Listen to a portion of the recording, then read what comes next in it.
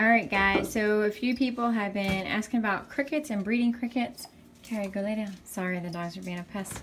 This is my breeding bin. I keep the lid half full on. Crickets like it warm, so it just helps maintain some of the heat that they're producing up above them. I keep a heat lamp, and you'll see underneath when I pull them out that I have a under tank heater down there too.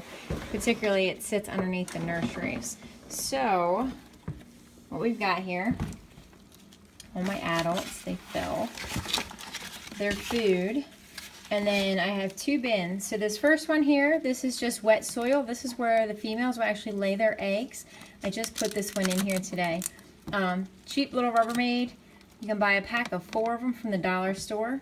So it's just simply organic wet soil. I make sure it's pretty wet when I first put it in, and then I spritz it every day.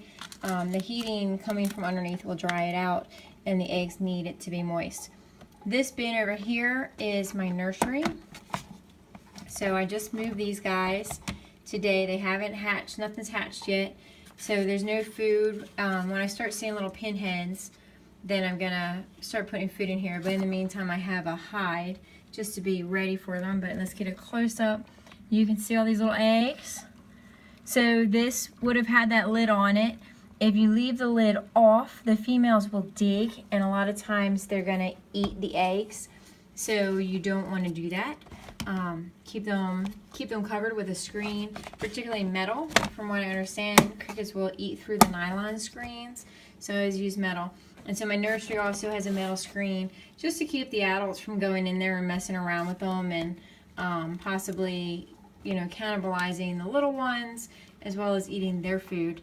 So it kind of just gives them some protection, but it lets me keep them where it's nice and warm. So you can see there's my under tank heater that goes right underneath of the 2 soil pots. They both get misted daily.